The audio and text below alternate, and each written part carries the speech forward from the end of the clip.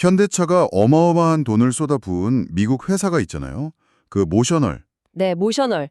자율주행 쪽이죠. 네. 거의 뭐 5조 원 가까이 들어갔다고 들었는데 올 상반기에 또 6천억 원 이상을 넣었다면서요. 맞습니다. 그래서 이제 현대차 지분율이 86%를 훌쩍 넘겼어요. 이야, 86%면 이건 뭐 거의 올인 수준인데 왜 이렇게까지 하는 걸까요? 정말 엄청난 투자 규모인데요. 단순히 돈 문제가 아니라 음, 미래 모빌리티의 핵심, 이 자율주행 기술을 꼭 확보하겠다는 현대차의 어떤 절박함, 그리고 또 장기적인 비전, 이런 게 보이는 거죠. 네. 그래서 오늘 저희가 좀 파볼 내용은 바로 이 모셔널입니다. 어떻게 만들어졌고 기술력은 어느 정도인지. 근데 또 최근엔 좀 걱정스러운 소식도 들리잖아요. 그렇죠. 여러 이야기가 나오고 있죠. 네. 이런 것들을 좀 종합적으로 보면서 현대차가 진짜 뭘 노리는 건지, 그리고 모셔널의 미래는 어떨지 그 핵심만 한번 빠르게 짚어보려고 합니다. 한번 들어가 볼까요? 좋습니다. 일단 모셔널은 2020년에 시작했어요. 현대차 그룹하고 또 기술기업 앱티브가 같이 만든 합작사입니다. 아, 합작사였군요.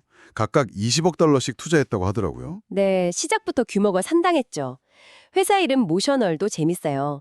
움직임, 모션이랑 감성, 이모셔널 이걸 합친 건데 기술만이 아니라 어떤 인간 중심 가치를 생각하겠다는 뜻이겠죠. 오, 의미가 있네요. 근데 본사가 보스턴에 있다는 것도 좀 흥미로워요. 네, 그렇죠. 아무래도 그쪽이 MIT나 하버드 같은 명문대들이 많으니까. 그렇죠. 인재 확보나 뭐 기술 생태계 활용 이런 걸 노린 거겠죠. 바로 그겁니다. 사실 모셔널의 기술 뿌리를 보면요. MIT에서 시작된 누토노미라는 회사가 있어요. 아, 누토노미. 저 들어본 것 같아요. 그 싱가포르에서 세계 최초로 로보택시 시범 운행했던. 네, 맞습니다. 2016년이었죠. 그 창업자 칼 이아건나도 MIT 출신이고요. 이 누토노미가 나중에 앱티브에 인수됐고 그 기술력이 모셔널로 이어진 거예요. 아하, 그렇게 연결되는 거군요. 지금은 로라 메이저라는 CEO가 이끌고 있다고요. 네, 기술이랑 경영 쪽을 총괄하고 있습니다. 그럼 역시 모셔널의 핵심 기술은 그 레벨 4, 완전 자율주행이겠네요. 그렇죠. 레벨 4면 특정 도로 환경에서는 운전자가 전혀 개입할 필요가 없는 단계니까요. 이야, 진짜 로보택시네요. 근데 이게 그냥 말로만 하는 게 아니라 그 독일의 TÜVSÜD라는 인증기관에서 안전성 인증까지 받았다고요? 그것도 운전석 비우고. 네, 맞습니다. 업계 최초로 받은 걸로 알고 있어요. 그만큼 기술 안정성에 자신이 있다는 거겠죠? 그냥 얻어진 건 아닐 텐데요. 물론입니다. 그 인증 전에 뭐 150만 마일, 그러니까 한 240만 킬로미터 넘게 사전 시험 주행을 했고요. 자체 평가 시간만 10만 시간이 넘는다고 해요. 엄청나게 철저하게 검증한 거죠. 와, 이론만이 아니라 실제 경험도 중요할 텐데 그건 어떤가요? 실제 경험도 풍부합니다. 2020년부터 이미 리프트나 우버 같은 차량 공유 회사들이랑 손잡고요. 라스베거스나 캘리포니아 같은 실제 도시에서 로보택시를 꽤 오랫동안 운영해 왔어요. 아, 진짜 도로에서요? 네.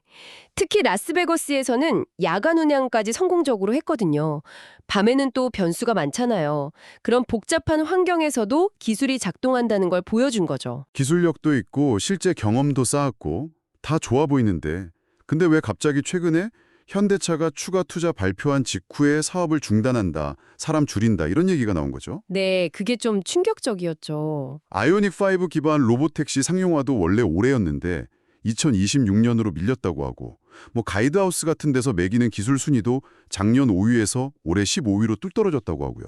이게 어떻게 된 걸까요? 여러 가지 복합적인 이유가 있겠지만 일단 자율주행 기술 개발이라는 게 생각보다 돈이 정말 많이 들고 시간도 오래 걸리는 일이거든요. 경쟁도 너무 치열하고요.